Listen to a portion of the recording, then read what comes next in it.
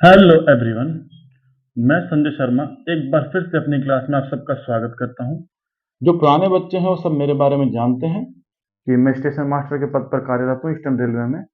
और मैं आप लोगों को पढ़ाता हूँ जनरली तो रीजनिंग और जनरल साइंस। ठीक है, ये जनरल साइंस का जो सीरीज है मैं आप लोगों की डिमांड पर लेकर के आया हूँ कि सर जनरल साइंस पढ़ाइए।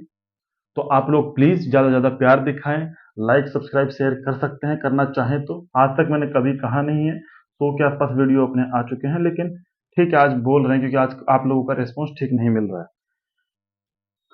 ठीक है, तो अब मुद्दे पे आते हैं अपन कि अपन पढ़ रहे हैं जनरल साइंस। रीजनिंग में अपन पढ़ चुके हैं टोटल, रीजनिंग में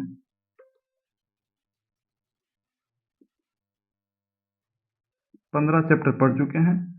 मैथ्स आपको प्रशांत सर पढ़ा रहे हैं।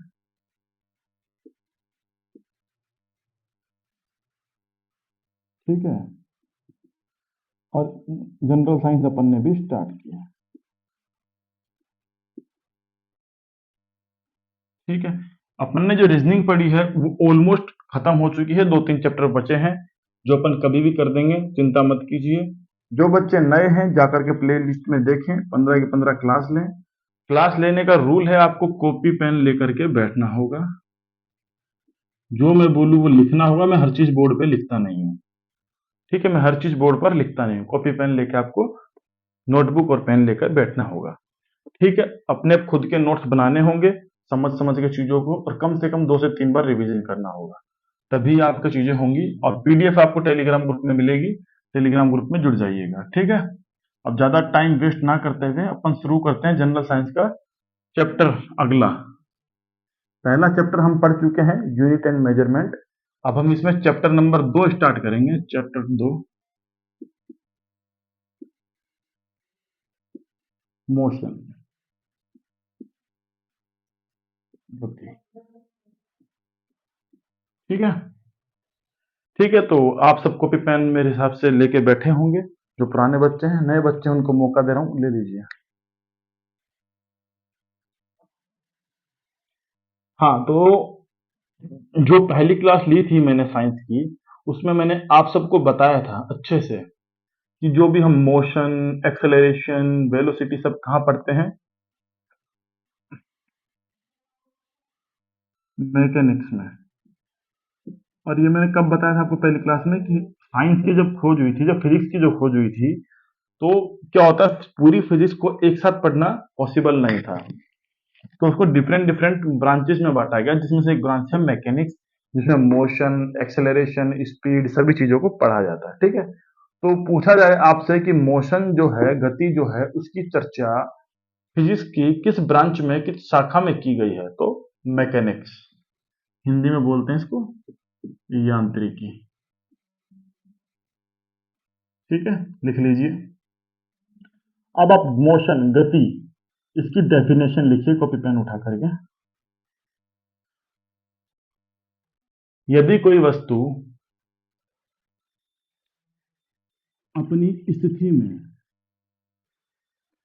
समय के अनुसार परिवर्तन या बदलाव करती है तो वह गति या मोशन में कहलाती है या होगी।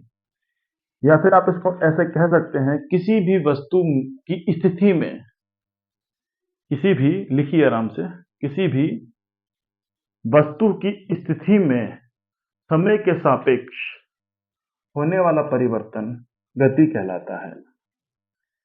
ठीक है,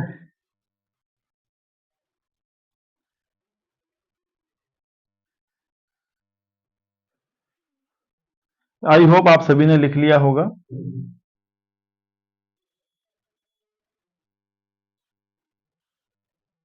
एक बार से और लिख लीजिएगा, किसी भी गति की स्थिति में समय के सापेक्ष होने वाला परिवर्तन गति, मोशन कहलाता है। अब देखिए, कोई भी स्थित वस्तु है, कोई बुक है, वो टेबल पर रखी है, तो वो क्या है, वो एक जगह पे रखी हुई है, वो क्या है, रेस्ट पोजीशन है, रेस्ट है, स्थिति है, फिक्स है। लेकिन जब मैंने इस बुक को उठाया, मेरे हाथ में आई, तो उसने क्या हुआ, उसकी पोजीशन चेंज हो गई। पहले वो टेबल पे थी, मेरे हाथ पे आ गई, तो ये बीच में जो हुआ ना, इसी को गति कहा गया। जैसे मैं अपने बेड पर सुबह 5 बजे सो रहा था, सुबह मैं बेड पे सो रहा था, तो वो क्या थी, स्थिति थी मेरी।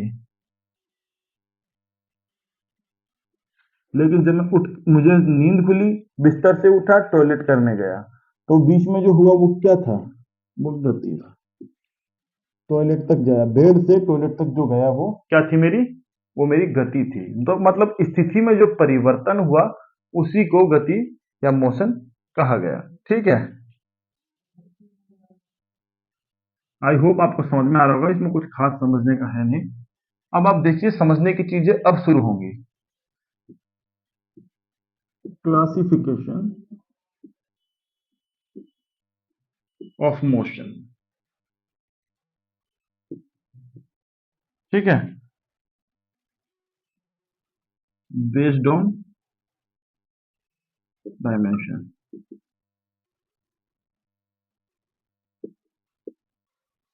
तो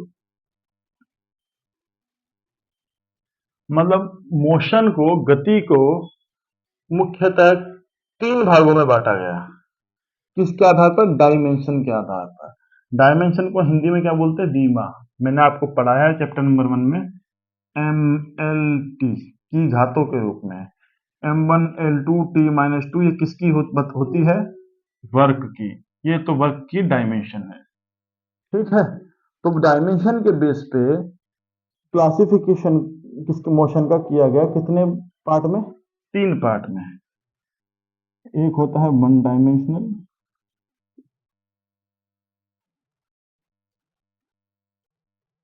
ठीक है, दूसरा है 2 डायमेंशनल,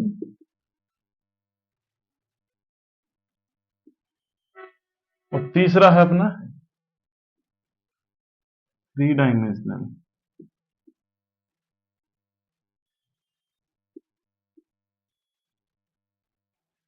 तो अपने ने 3 भागों में बांटा, और याद रखना बहुत आसान है, क्योंकि नाम कुछ भी नहीं है, सेम है, 1 2 3। 3 भाग कौन कौन से, 1 2 3, डायमेंशनल डायमेंशनल डायमेंशनल। हिंदी में बोलते हैं इसको एक विमीय,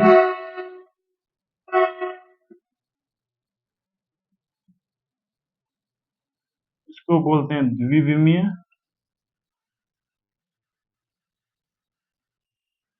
इसको बोलते हैं हिंदी में त्रिविमीय।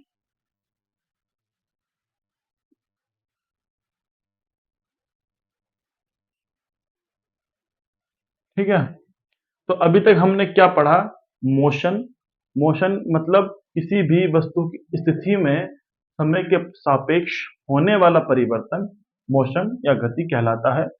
मोशन को हमने मुख्यतः 3 भागों में बांटा है डायमेंशन के आधार पर, 1 डायमेंशनल, 2 डायमेंशनल, 3 डायमेंशनल, एक विमीय, द्विविमीय, त्रिविमीय। ठीक है, अब फिर कॉपी पेन उठाइए और लिखिए।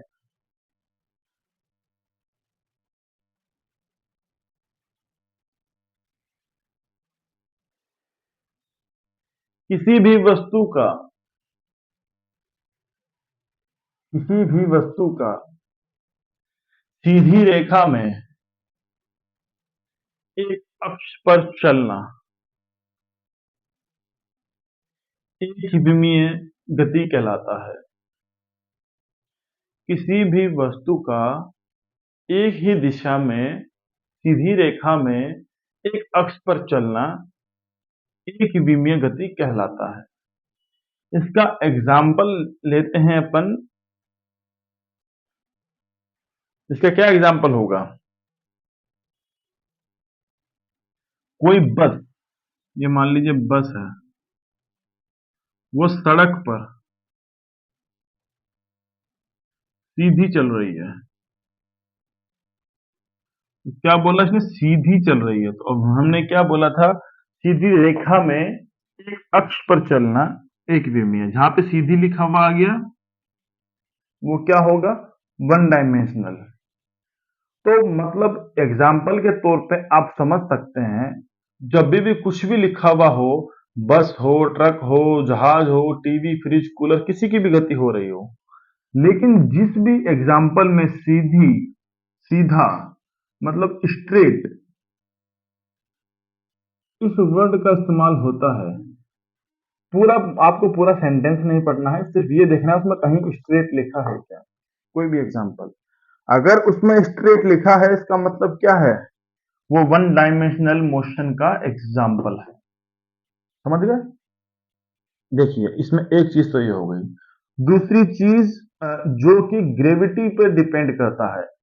जैसे कि मान लीजिए मेरे हाथ में ये मार्कर का ढक्कन है, मैं इसको अगर ऊपर से छोड़ता हूं, देखिए यहां से, तो जब मैं ऊपर से इसको छोड़ता हूं तो ये क्या करता है, सीधा नीचे की तरफ गिरता है, सीधी रेखा में नीचे की तरफ गिरता है। ये भी मतलब जहां पर भी ग्रेविटी के ऊपर डिपेंड होगा मोशन, जहां पर भी मोशन ग्रेविटी के ऊपर डिपेंड होगा या ग्रेविटी के अकॉर्डिंग चलेगा, तो वहां पर भी एक विमीय वन डायमेंशनल मोशन होगा। आप लिख लीजिए इस चीज को, इन दोनों चीजों को, ग्रेविटी और स्ट्रेट, इन दो वर्डों को अपने वर्डों उसमें शब्दों में। फिर लिखिएगा टू डायमेंशनल। देखिए इसको एक चीज से और समझाते हैं, एक विमीय को, ये अपने तीन एक्सिस होते हैं, एक्स वाई जेड। ठीक है, एक सेकंड रुकिए, थोड़ा तकलीफ हो रही है।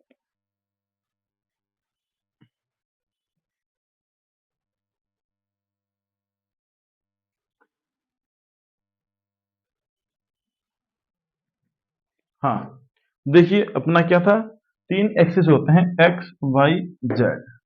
ठीक है, अब मान लीजिए इसमें क्या बोलता है, सीधी रेखा में एक अक्ष पर चलता है, मतलब या तो वो इस पे चलेगा या इस पे चलेगा या इस पे, तीनों पे या दोनों पे नहीं चलेगा। मान लीजिए एक्स पर चला वो यहां तक, तो यहां से इसने यहां तक की 2 मीटर की दूरी तय की, पर वाई तो यहां पर 0 है और जेड भी 0 है, मतलब 2 0 0, इस तरह से लिखा हुआ, मतलब ये क्या है, ये वन डायमेंशनल मोशन है। या फिर ऐसे लिख दिया 0 2 0, या फिर 0 0 2, इसमें x की वैल्यू 2, इसमें y की 2, इसमें z की 2, बाकी दो 0 रहे, मतलब किसी एक अक्ष पे तो गति हुई है, बाकी दो अक्ष से उसका लेना देना नहीं है, तो वन डायमेंशनल है। टू डायमेंशनल कैसा हुआ, देखिए ये x, ये y और ये z, और मान लीजिए कोई चीज यहां से यूं चली, ये क्या है, ये यहां से भी एक डिस्टेंस है और यहां से भी एक डिस्टेंस है, दोनों के बीच में है। ये मान लीजिए 3 और 2, 2 और 2 कुछ भी हो सकता है, लेकिन ये दोनों के बीच में है। ठीक है, तो ये दोनों के बीच में जब हुआ तो एक्स और वाई दोनों का इस्तेमाल किया इसने, इसलिए क्या है, द्विविमीय, टू डायमेंशनल।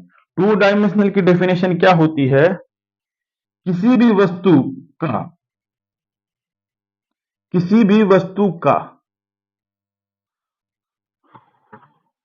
समतल पर, किसी भी वस्तु का समतल पर दो अक्षों के बीच में या दो अक्षों पर गति करना टू डायमेंशनल मोशन या द्विविमीय गति कहलाता है। समझ गए?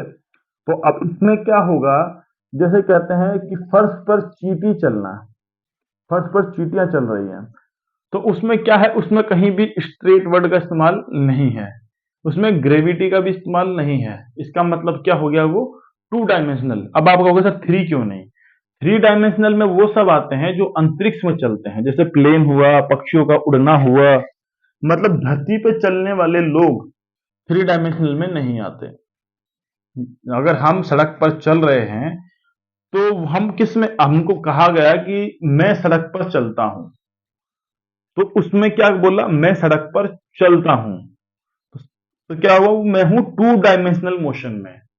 मैं सड़क पर सीधी रेखा में, सीधी लाइन में चलता हूं, तो मैं हूं वन डायमेंशनल। सीधा या ग्रेविटी किसी का इस्तेमाल हो गया, सीधे का इस्तेमाल हो गया, तो वो है वन डायमेंशनल। मैं सिर्फ सड़क पर चलता हूं तो टू डायमेंशनल, पर प्लेन की बात होगी, अंतरिक्ष में उड़ते हैं, तो थ्री डायमेंशनल। प्लेन का उड़ना, पक्षियों का उड़ना थ्री डायमेंशनल। तो हम सड़क पर चलते हैं, गाड़ी ट्रक चलते हैं, बस चलती है, ट्रेन पटरी पर चलती है, ये सब क्या है, सब टू डायमेंशनल के एग्जाम्पल है। थ्री डायमेंशनल में सिर्फ अंतरिक्ष की बातें होंगी, धरती पे इन दोनों की बातें होंगी, और उसमें सभी एग्जाम्पल इसके हैं जब तक सीधी रेखा और ग्रेविटी की बात ना हो। इसके अंदर कई एग्जाम्पल आ जाते हैं। जैसे सर्कुलर मोशन की भी जहां पर बात होती है, सर्कुलर मोशन, तो वो भी टू डायमेंशनल में ही आता है। लिखिए आप, इसमें सर्कुलर मोशन भी आता है। ठीक है। तो एक चीज और प्रोजेक्टाइल मोशन। अब आप कहोगे प्रोजेक्टाइल मोशन क्या होता है? प्रक्षेप्य गति, भाला फेंकता है, जैसे नीरज चोपड़ा तो भाग करके यूं आता है और यूं करके भाला फेंकता है। तो जब वो भाला फेंकता है तो कभी भी भाला देखिए बिल्कुल स्ट्रेट नहीं जाता है। ठीक है, तो आपसे क्वेश्चन पूछेगा, ऐसा कभी नहीं जाता है, भाला हमेशा फेंकते हैं तो ऐसे जाता है वो। तो मतलब ऐसे गया ना वो, तो ये था अपना एक्स एक्स और ये था अपना वाई। ठीक है, ये वाई, ये एक्स। अगर सीधा जाता तो एक अक्ष पे होता और वो होता वन डायमेंशनल, पर ये कहीं ना कहीं वाई को भी छू के आया, तो ये क्या हो गया? Two dimensional. तो आपसे पूछा जाएगा कि भाला फेंक प्रतियोगिता या फिर भाला फेंकना किस प्रकार की गति का उदाहरण है? तो एक विमीय गति, द्विविमीय गति या त्रिविमीय गति, किस प्रकार की गति का उदाहरण है भाला फेंकना? आप बोलेंगे टू डायमेंशनल का। प्लेन का अंतरिक्ष में हवाई जहाज का उड़ना किस प्रकार की गति का उदाहरण है? थ्री डायमेंशनल गति का। आपसे पूछता है चींटियों का चलना किस प्रकार की गति का उदाहरण है? टू डायमेंशनल का। ठीक है, अब आपसे पूछा जाता है प्रेयर के समय एक पंक्ति में एक के पीछे एक सीधे रेखा में खड़ा होना किसका एग्जाम्पल है? वन डायमेंशनल का, एक रेखा में। ठीक है, आपसे बोला जाता है कुछ भी, जैसे मान लीजिए भाला फेंक दिया, सर्कुलर मोशन, मैं सुबह सुबह पार्क में जाता हूं और पार्क के चारों ओर फुटपाथ पे दौड़ करके चक्कर लगाता हूं, रनिंग करता हूं, किसका एग्जाम्पल है? टू डायमेंशनल का। ठीक है, मैंने सिर्फ इतना सा लिखा है, लेकिन मैंने मुंह से इनके बारे में बहुत सारा बोला है, और आई होप आपने कॉपी पेन लेके बैठे होंगे, लिखे होंगे। नहीं लिखे होंगे तो पछताएंगे। ठीक है, फिर भी मैं आपके लिए थोड़ा सा एडजस्ट कर देता हूं इधर। ठीक है,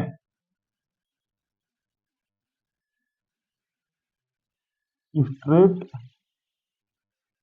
या फिर ग्रेविटी जहां पे भी इस्तेमाल होता है वन डायमेंशन। ये देखिए, ये होता है अपना सर्कुलर मोशन। एक ये वर्ड हो, एक कहीं प्लेन वर्ड का इस्तेमाल हो, समतल, और एक इधर देखिए, और देख लीजिए। ठीक है, ये हो गया है। और एक इधर लिख देता हूं इसी में, प्रोजेक्टाइल मोशन।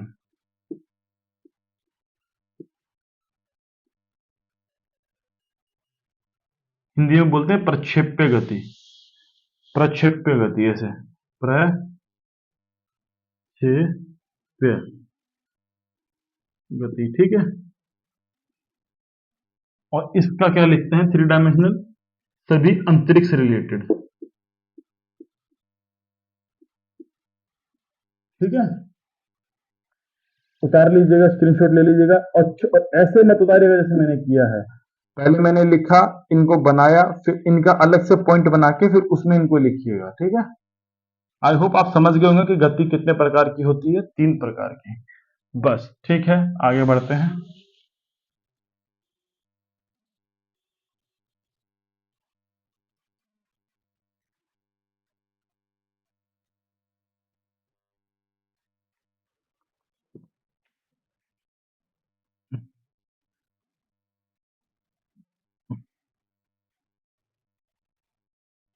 अब अपन बात करते हैं डिस्टेंस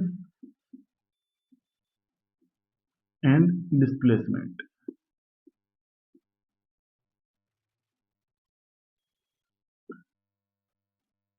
दूरी तथा विस्थापन।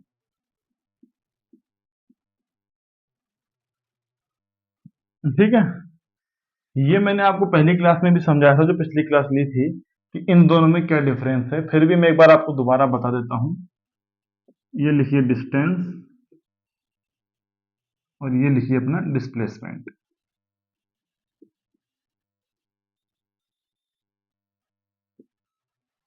कुल path, total path covered by an object. जैसे मान लीजिए ए है और ये पॉइंट बी है, ये पॉइंट सी है, ठीक है।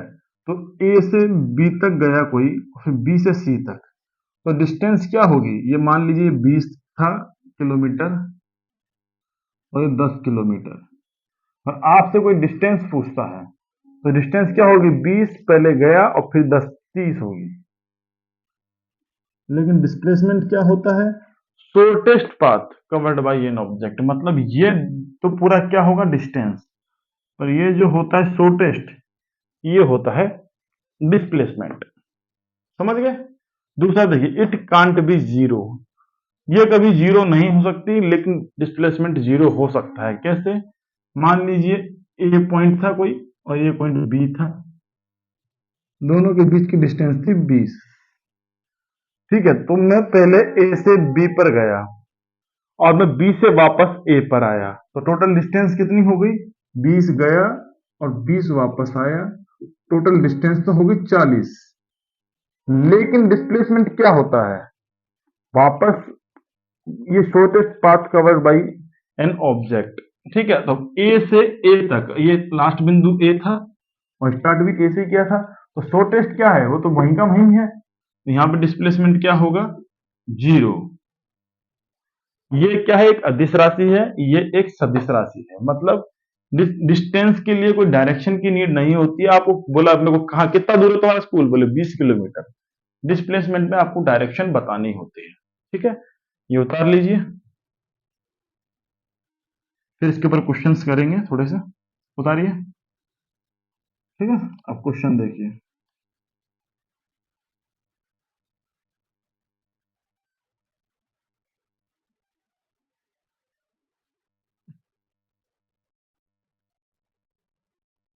अब कोई क्वेश्चन है एक खिलाड़ी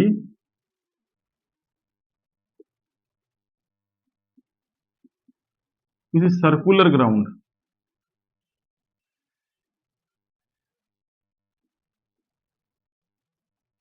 जिसकी त्रिज्या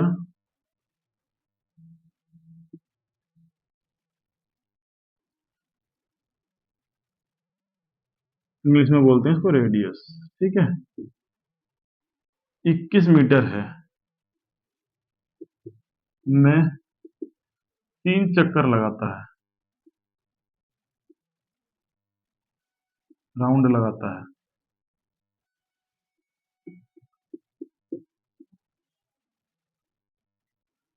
तो डिस्टेंस कितनी होगी टोटल और डिस्प्लेसमेंट कितना होगा? ये पूछा है आपसे। अब देखिए, डिस्टेंस निकालनी है आपको, तो ये अपना सर्कुलर ग्राउंड है, ठीक है। यहां से मैंने मान लीजिए स्टार्ट करके के यूं गया गया गया गया गया गया गया गया और वापस यहां पर आया, ठीक है।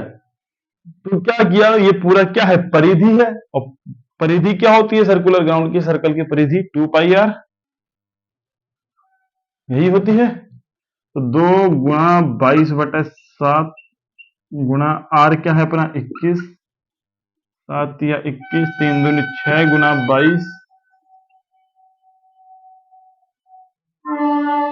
ठीक है। तो ठीक है, 6 दूनी 12 की 2 हासिल का 132 आया एक राउंड का। कितने राउंड लगाता है? 3 गुना 3 बराबर क्या होगा? 396। 3 राउंड में इसने टोटल डिस्टेंस कितनी कवर की? ये है क्या है? डिस्टेंस।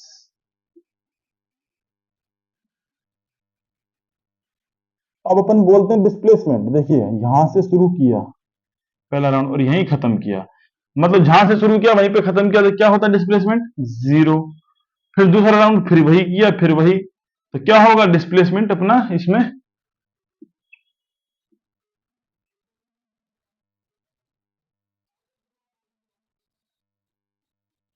जीरो, ठीक है। समझ गए कैसे हुआ?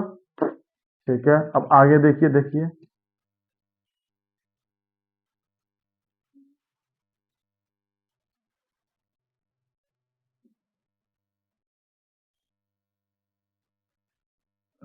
अब ये देखिए, स्पीड और वेलोसिटी, ठीक है। तो स्पीड क्या होता है? स्पीड बराबर होता है डिस्टेंस अपॉन टाइम, मतलब दूरी बटा समय। वेलोसिटी का मतलब होता है विस्थापन बटा समय। आपको याद रखना है, इसकी ऐसा यूनिट मीटर पर सेकंड है, इसकी भी मीटर पर सेकंड है। ये एक अदिश राशि है, यह एक सदिश राशि है, ये स्केलर वेक्टर। ठीक है, ये 3 पॉइंट याद रखने हैं आपको। अब देखिए इसके ऊपर क्वेश्चन। एक लड़का 250 मीटर पूर्व में जाता है,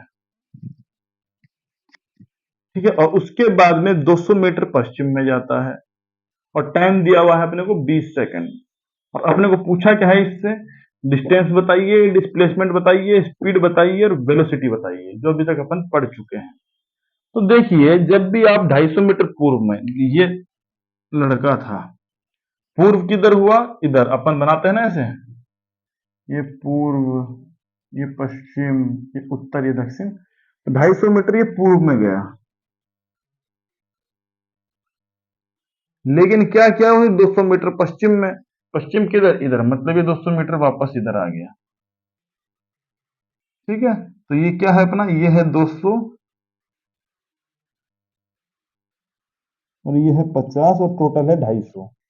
पहले वो 250 मीटर यहां तक आया, 200 मीटर लौट के पश्चिम तक आ गया। तो डिस्टेंस उसने कितनी कवर की? 250 पहले गया और 200 फिर आया, तो डिस्टेंस तो होगी अपनी 250 प्लस 200, 450। ठीक है, डिस्प्लेसमेंट कितना हुआ? ये जो फाइनल जो होता है ना, ये लास्ट का जो पॉइंट जहां पे आके खड़ा हुआ और स्टार्टिंग पॉइंट, उनके बीच का जो होता है ना शॉर्टेस्ट, वो होता है अपना डिस्प्लेसमेंट। डिस्प्लेसमेंट अपना हुआ 50। स्पीड क्या होगी? स्पीड बराबर क्या होती है? Distance upon time. डिस्टेंस कितनी? 450। टाइम कितना है? 20, 22.5। वेलोसिटी क्या होता है अपना? Displacement upon time. डिस्प्लेसमेंट क्या है? 50 बटा 20, 2.5 मीटर पर सेकंड। मीटर पर सेकंड। बताइए, कोई दिक्कत? तो इसमें कुछ भी नहीं है। स्पीड अपने को याद रखना है, वेलोसिटी याद रखना है। स्पीड क्या होता है? समय के सापेक्ष तय की गई, किसी भी वस्तु के द्वारा तय की गई दूरी। समय के सापेक्ष किसी भी वस्तु के द्वारा तय की गई दूरी क्या स्पीड या चाल कहलाती है। समय के सापेक्ष किसी वस्तु के द्वारा तय की गई शॉर्टेस्ट डिस्टेंस या शॉर्टेस्ट पाथ वेलोसिटी कहलाता है। ठीक है,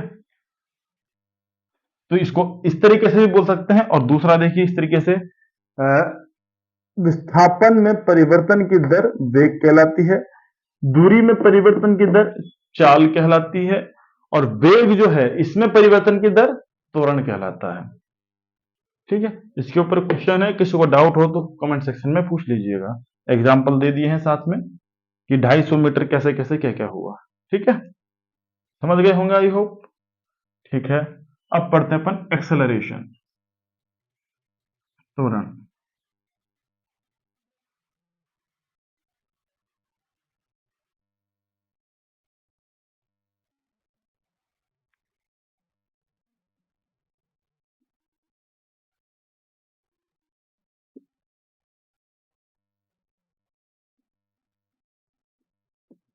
लिखिए, समय के सापेक्ष वेग में परिवर्तन की दर त्वरण कहलाती है। शॉर्ट में लिख देता हूं मैं, वेग में परिवर्तन की दर। ठीक है, इसी को अपन एक्सेलरेशन त्वरण कहते हैं। आई होप आप समझ गए होंगे।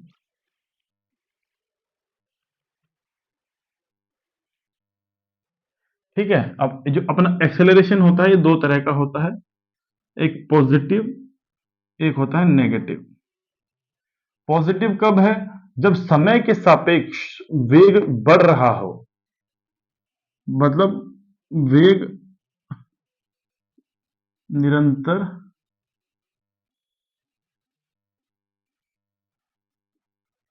बढ़ रहा हो।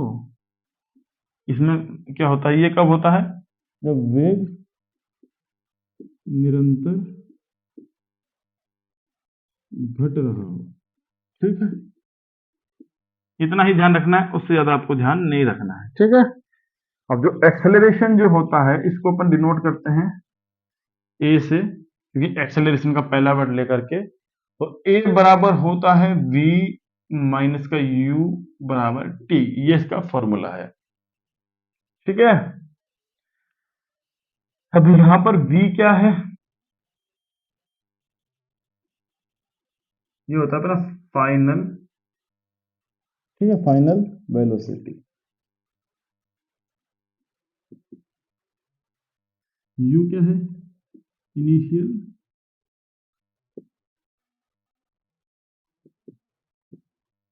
वेलोसिटी, और t टाइम है।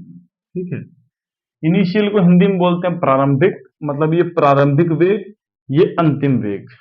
ठीक है, इस तरीके से। अब जैसे कोई क्वेश्चन एग्जांपल ले लेते हैं इसका भी, एग्जांपल ले लें। ठीक है, एक एग्जांपल देखिए, एक रेलगाड़ी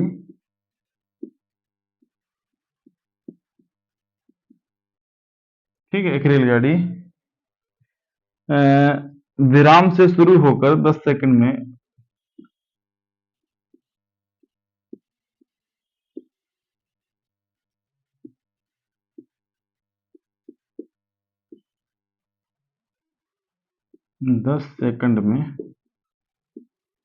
ठीक है 54 किलोमीटर प्रति आवर की चाल से चलती है।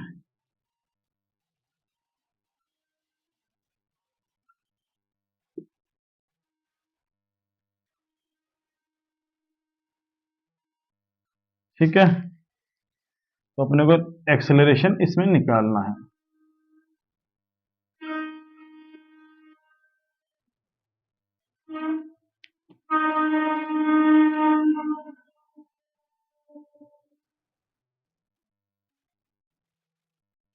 हाँ, तो देखिए, अब इसमें अपने को एक चीज क्या ध्यान रखनी होती है कि दोनों सेम यूनिट में होना चाहिए। देखिए, अगर अपने को यहाँ पे किलोमीटर प्रति घंटा दिया हुआ है पर यहाँ पर सेकंड, तो दोनों को अपन सेम में कन्वर्ट करेंगे। और कन्वर्ट कैसे करते हैं, किलोमीटर प्रति घंटा को जब भी अपने को मीटर पर सेकंड में कन्वर्ट करना होता है, तो अपन उसको 5/18 से गुना करते हैं। ठीक है, ओके, ठीक। तो अपन 54 को 5/18 से गुना करेंगे, 18 तिया 54, 15 मीटर प्रति सेकंड। मतलब कोई गाड़ी अगर 54 किलोमीटर प्रति घंटे की स्पीड से चल रही है, एक्चुअल में वो 15 मीटर प्रति सेकंड है। ठीक है,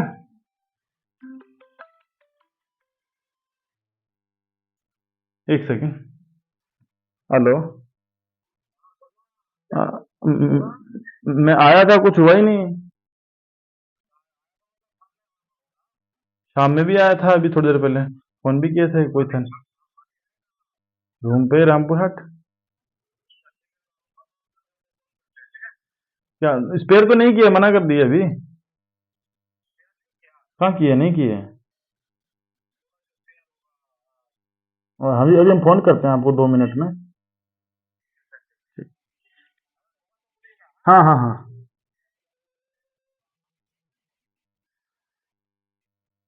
दो, हाँ, अपन बात कर रहे थे, इसको क्या करते हैं, 5/18, तो अपन 15 मीटर प्रति सेकंड आ गया। अब अपना ये क्या है, 15 मीटर प्रति सेकंड, यह है अपनी चाल। अपने को निकालना क्या है, यह है अपनी स्पीड, स्पीड या वेलोसिटी। ठीक है, अपने को निकालना क्या है, इसमें परिवर्तन हुआ है, ये तो अपनी फाइनल स्पीड आई है, इनिशियल स्पीड नहीं है। इससे अपने को निकालना है त्वरण। तो ये कब हुआ, ये 54, ये बाद में हुआ था 54, पहले क्या था, विराम। विराम का मतलब क्या हुआ, 0। तो देखो फाइनल तो आया अपना 15, विराम पहले था 0, कितनी देर लगी, 10 सेकेंड। मतलब इसका एक्सेलरेशन क्या आएगा, 1.5 मीटर पर सेकंड स्क्वायर। ठीक है, आज के लिए इतना ही, थोड़ा थकान हो रहा है, थोड़ा इमरजेंसी कॉल आया था। बाकी कल करते हैं आगे कंटिन्यू। ठीक है, जय हिंद।